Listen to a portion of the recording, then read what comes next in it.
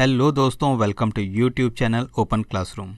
हम पढ़ रहे हैं पार्टनरशिप क्लास 12th अकाउंटेंसी। दोस्तों, हमने पार्टनरशिप के बारे में पढ़ लिया, पार्टनरशिप की डेफिनेशंस, पार्टनरशिप क्या होती है। फिर हमने उसके बाद पार्टनरशिप डीड भी पढ़ ली। पार्टनरशिप डीड क्या होती है, एक तो लिखित होती है, ओरल होती है, रिटर्न होती है, और उसके क्या कंटेंट्स होते हैं, ये सब हमने पढ़ लिया है। अब हम पढ़ेंगे पार्टनरशिप कैपिटल अकाउंट। ठीक है, पार्टनर्स के कैपिटल अकाउंट कैसे बनते हैं और उनके कितने तरीके के होते हैं। चलिए आगे देखते हैं। Partners capital account. पार्टनर के जो कैपिटल अकाउंट होते हैं वो दो तरीके से बनाए जा सकते हैं। एक होता है फिक्स्ड कैपिटल मेथड और एक होता है fluctuating capital method. Fixed capital method यानी कि स्थिर पूंजी विधि, और फ्लक्चुएटिंग कैपिटल मेथड यानी स्थिर पूंजी विधि। तो आइए इनको डिटेल में समझते हैं, ये होते क्या हैं। Fixed capital method. Fixed capital method में क्या होता है, फिक्स्ड कैपिटल मेथड में जो पार्टनर्स के अकाउंट होते हैं वो दो बनते हैं, एक नहीं दो बनते हैं। एक जो होता है कैपिटल अकाउंट वो फिक्स्ड होता है, उसमें सिर्फ कैपिटल रिकॉर्ड होती है। मीन्स कि जब कोई पार्टनर एंटर करता है पार्टनरशिप में तो उसे कुछ कैपिटल लेके आनी होती है, तो वो कैपिटल उस कैपिटल अकाउंट में रिकॉर्ड होती है कि वो कितनी कैपिटल लेके आया। फिर उसके अलावा कुछ और ट्रांजैक्शंस होती हैं, जैसे कि प्रॉफिट जो कंपनी का है वो उसका वो आता है। फिर जो कैपिटल इंट्रोड्यूस किए उसमें इंटरेस्ट मिलता है, ड्राइंग्स होती हैं, ड्राइंग्स पे इंटरेस्ट होता है, कमीशन होता है, इस तरीके की बहुत सारी ट्रांजैक्शंस होती हैं। तो ये सारी ट्रांजैक्शंस जो है वो पार्टनर्स के कैपिटल अकाउंट में नहीं होती। कैपिटल अकाउंट में सिर्फ कैपिटल को ही रिकॉर्ड करते हैं जो उसने इंट्रोड्यूस की, और तो बाकी जो ट्रांजैक्शंस बच गई वो जैसे प्रॉफिट है, इंटरेस्ट है, ड्राइंग्स हैं, इंटरेस्ट ऑन ड्राइंग है, कमीशन है, सैलरी है, तो इसके लिए एक अलग अकाउंट बनाते हैं। जो अलग अकाउंट बनता है उसे कहते हैं करंट अकाउंट। तो ये सारी ट्रांजैक्शंस जो है करंट अकाउंट में रिकॉर्ड होती हैं, जो फ्लक्चुएट होता रहता है। ठीक है, जो परिवर्तित होता रहता है, बदलता रहेगा इसका बैलेंस, क्योंकि कमीशन बदल सकता है, इंटरेस्ट बदल सकता है, सैलरी बदल सकती है। लेकिन जो इसका कैपिटल अकाउंट होता है वो नहीं बदलता है, अनलेस कि उसमें से कोई एडिशनल कैपिटल इंट्रोड्यूस की जाए या फिर विड्रॉ की जाए। यानी कि जो उसका कैपिटल अकाउंट है, जो कैपिटल अकाउंट एक महीने बना, अगर उसमें कोई वो और कैपिटल इंट्रोड्यूस कर दे तब उसका बैलेंस चेंज होगा, या फिर जो ऑलरेडी इंट्रोड्यूस की हुई है कैपिटल उसमें से कुछ निकाल लें तो वो चेंज होगा। अदरवाइज़ वो ये ट्रांजैक्शंस ना हो तो उसका जो फिक्स कैपिटल अकाउंट है वो फिक्स रहता है, क्योंकि उसमें कोई ट्रांजैक्शन हो ही नहीं रही, और जो बाकी ये ट्रांजैक्शन है वो उसके करंट अकाउंट में होती हैं। तो इसलिए यहाँ पर दो अकाउंट बनते हैं, और कैपिटल अकाउंट जो है इसका उसमें कोई चेंजेस होते नहीं है, इसलिए इसे फिक्स्ड मेथड कहते हैं, फिक्स्ड कैपिटल मेथड। ठीक है, तो जो डेफिनेशन आपको बुक्स में लिखनी होगी एग्जाम में वो है, under the fixed capital method the capital of the partner shall remains fixed unless additional capital is introduced और a part of capital is withdrawn as per the agreement among partners. All items like share of profit or loss, interest on capital, drawing, interest on drawings, etc. are recorded in the separate account called partners current account. Partners capital account will always show a credit balance which shall remain same fixed year after year unless there is any addition or withdrawal of capital. Partners current account on the other hand may show debit and credit balance. Thus, under this method, two accounts are maintained for each partner, viz. capital account and current account.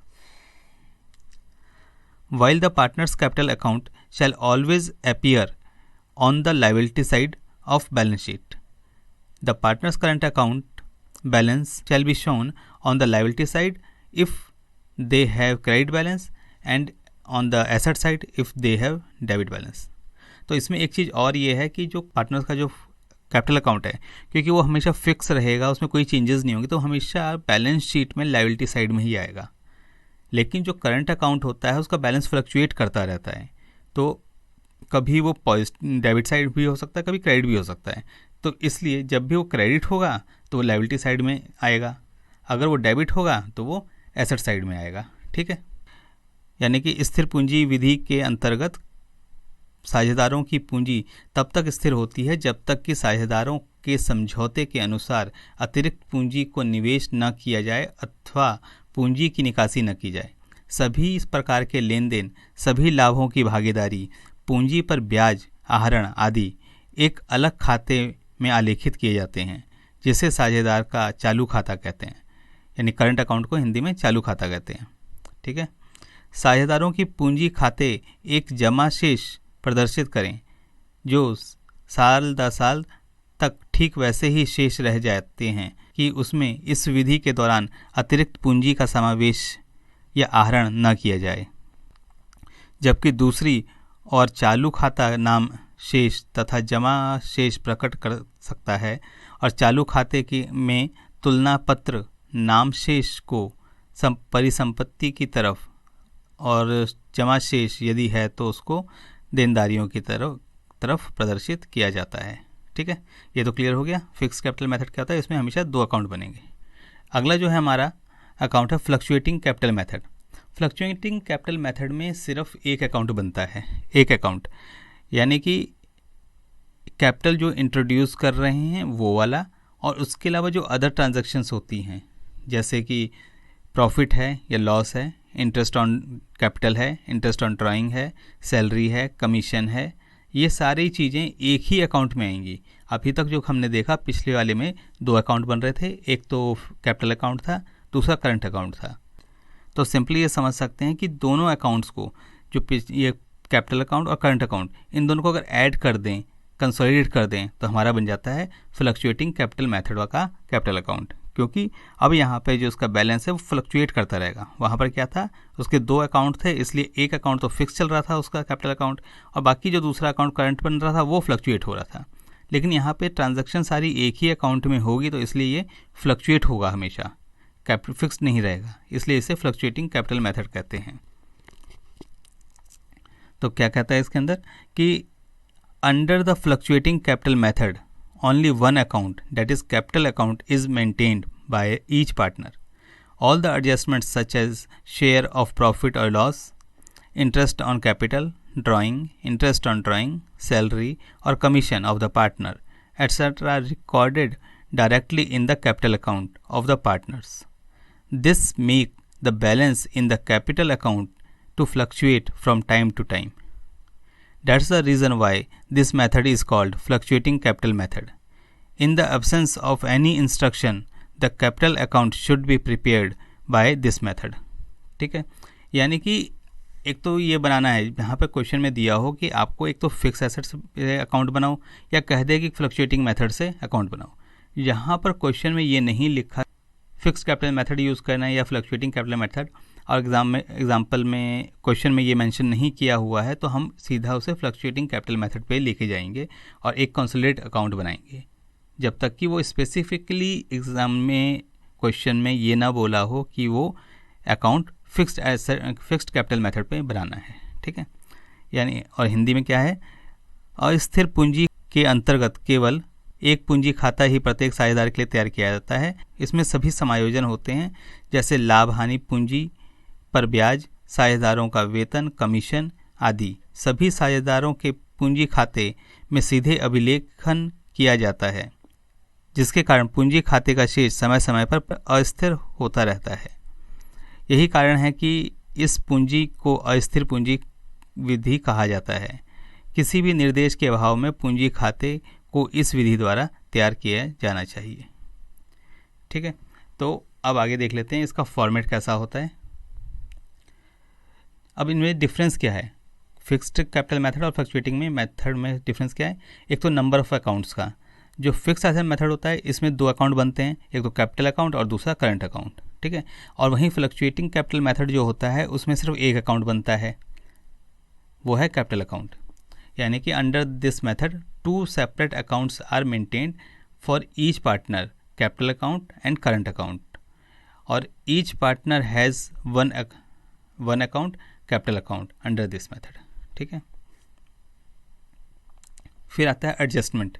अब adjustment में क्या आता है, adjustment में यानी कि जो partners को इंटरेस्ट मिलता है, सैलरी मिल रही है, कमीशन मिल रही है, तो इसका जो होता है जो फिक्स्ड कैपिटल मेथड है उसमें तो करंट अकाउंट में एंट्री जाती है सारी। ठीक है, और कैपिटल अकाउंट में कुछ भी नहीं जाता है। लेकिन जो फ्लक्चुएटिंग कैपिटल मेथड होता है उसमें क्या होता है, सारी एंट्रीज ये जो हैं ड्राइंग्स की, सैलरी की, इंटरेस्ट की, ये सब एक ही अकाउंट में जाती हैं। ठीक है, तो ये फ़र्क है। तो फिक्स्ड में क्या क्या होता है, all adjustment of drawing salary interest on capital etcetera are made on the current account and not in capital account. ठीक है, तो ऑल और फ्लक्चुएटिंग में all adjustments of drawing salary interest on capital etcetera are made in capital account. ठीक है, फिर आता है फिक्स्ड बैलेंस। अब फिक्स एसेट्स में क्या, फिक्स कैपिटल मेथड में क्या होता है, कैपिटल अकाउंट का बैलेंस सेम रहता है और जो चेंज होता है वो किस में होता है, करंट अकाउंट में होता है, क्योंकि सारी ट्रांजैक्शन तो करंट में जा रही हैं। और फिक्स्ड कैपिटल में जो कैपिटल अकाउंट में तो कोई ट्रांजैक्शन होती नहीं, इसलिए वो फिक्स्ड रहता है। लेकिन जो फ्लक्चुएटिंग में क्या होती है, सारी ट्रांजैक्शंस जो हैं एक ही अकाउंट में जाती हैं, कैपिटल की भी जाती है और दूसरी इंटरेस्ट की है, सैलरी की है और सारी हैं वो सब एक ही अकाउंट में जाती हैं, इसलिए ये फ्लक्चुएट होता रहता है। ठीक है, तो फिक्स कैपिटल मेथड में क्या होता है कि the capital account of balance remain unchanged unless there is addition और withdrawal of capital.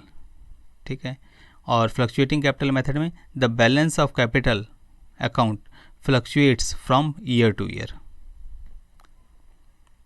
Next, credit balance. अब जहाँ पर फ्लक्चुएशन हो ही नहीं रही, कोई एंट्री आ ही नहीं रही है फिक्स कैपिटल मेथड में, तो उसका जो बैलेंस है वो हमेशा क्रेडिट ही रहेगा, उसमें कोई एडजस्टमेंट तो है ही नहीं। लेकिन जहाँ दूसरी तरफ जो फ्लक्चुएटिंग है, फ्लक्चुएटिंग अकाउंट में क्या होता है कि सारी ट्रांजैक्शन एक ही में जा रही है, तो वो बैलेंस चेंज होता रहता है, तो डेबिट भी हो सकता है, क्रेडिट भी हो सकता है। ठीक है ना, तो वो डिपेंड करता है कि कितनी ट्रांजैक्शन किस साइड में हो रही हैं। तो capital account always shows credit balance for the fixed capital account, और फ्लक्चुएटिंग कैपिटल अकाउंट के लिए द कैपिटल अकाउंट में सम टाइम शो ए डेबिट बैलेंस। ठीक है, कभी कभी डेबिट बैलेंस दिखा सकता है, वो कब दिखाएगा, जबकि उसे प्रॉफिट ना हो, लॉस होना शुरू हो जाए। तो ये मेजर इसके डिफरेंसेस थे। अब इनका फॉर्मेट देख लेते हैं कि फॉर्मेट कैसा होता है। ये देखिए, ये है फिक्स्ड कैपिटल मेथड का फॉर्मेट। इसमें आप देखेंगे जो पहला जो है partners capital account. Partner capital account में पहले तो आएगा बैलेंस BD, यानी कि जो कैपिटल उसने इंट्रोड्यूस कर रखी है वो आ गया। फिर उसके बाद अगर कोई एडिशनल कैपिटल इंट्रोड्यूस होती है तो वो बैंक में आएगी, पैसा आएगा। ठीक है, तो फ्रेश कैपिटल इंट्रोड्यूस, तो वो भी क्रेडिट बैलेंस हो जाएगा। अगर कोई वो पैसा जो विड्रॉ करता है, अपना कैपिटल जो इंट्रोड्यूस किया था, अगर वो विड्रॉ करता है तो फिर बैंक से एंट्री आएगी कि विड्रॉल ऑफ कैपिटल, तो वो हो जाएगा और बैलेंस CD इसका बन जाएगा। हाँ, ये ठीक है, ये अकाउंट क्लियर हो गया। बाकी जो दूसरा अकाउंट बनता है वो बनता है इसका partners current account. Partners current account में क्या होगा कि बैलेंस BD ये आ गया। In case of credit balance है, तो अगर डेबिट बैलेंस है इसका ओपनिंग, तो वो इस तरफ आ जाएगा। ठीक है, डेबिट साइड में। फिर अब इसमें सबसे इम्पॉर्टेंट है, इसमें जो जो चीज़ें हम क्या क्या आइटम्स आती हैं और वो किस साइड आती हैं, वो आपको सबसे इम्पॉर्टेंट चीज़ है, वो समझनी है। यहाँ पर जो डेबिट साइड है, डेबिट साइड में क्या आएगा, पहले तो ये ओपनिंग बैलेंस आ गया अगर डेबिट बैलेंस है तो, अगर नहीं है तो नहीं आएगा।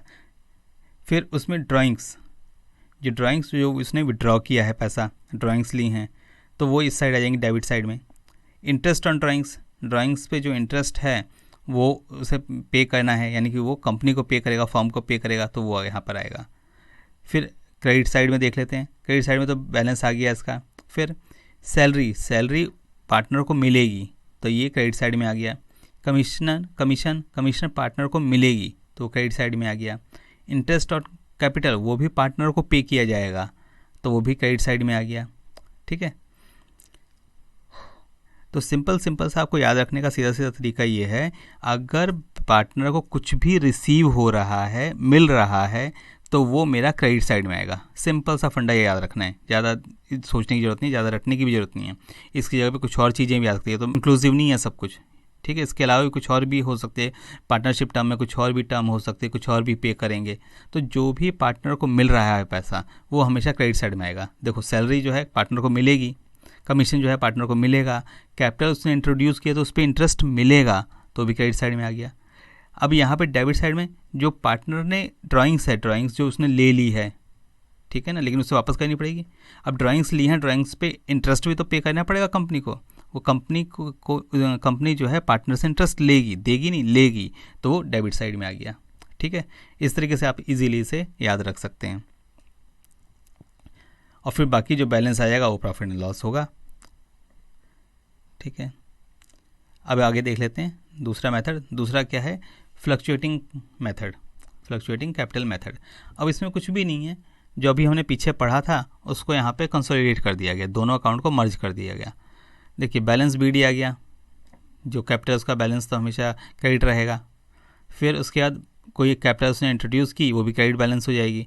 फिर सैलरी उसे मिलेगी, कमीशन मिलेगा, इंटरेस्ट ऑन कैपिटल मिलेगा, ये सब क्रेडिट है। जो वहाँ पे अलग करंट अकाउंट में था वो सारा इसी अकाउंट में आ गया है। फिर आगे ड्राइंग्स, उसे जो विड्रॉ की हैं बाद में वापस भी करनी है, तो ड्राइंग्स जो है इसकी क्रेडिट साइड में आ गई। या फिर इसका मतलब ये है कि ये इससे एडजस्ट हो गई, जो इसने पैसा जो उसको मिलना था उसमें से ड्राइंग एडजस्ट हो गई एक तरह से।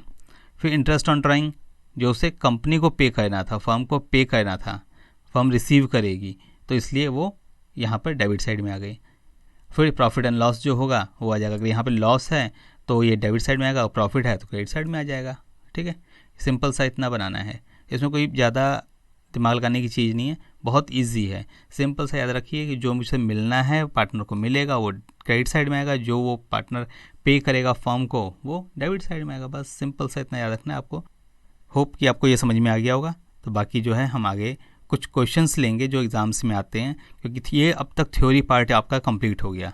अभी 3 वीडियोस में थ्योरी पार्ट कंप्लीट हो गया है, तो अब थ्योरी देखेंगे हम अगले में कि एग्जामिनेशन में किस तरीके से क्वेश्चंस पूछे जाते हैं, तो अगले वीडियो में करेंगे। तो इस तरीके से आपका कोर्स पूरा कंप्लीट हो जाएगा। तो आप हमारे साथ जुड़े रहने के लिए इस चैनल को लाइक करिए, सब्सक्राइब करिए और बेल आइकन को हिट करना मत भूलिए, वरना आपको नोटिफिकेशन नहीं मिलेंगे। Okay, till then, good bye.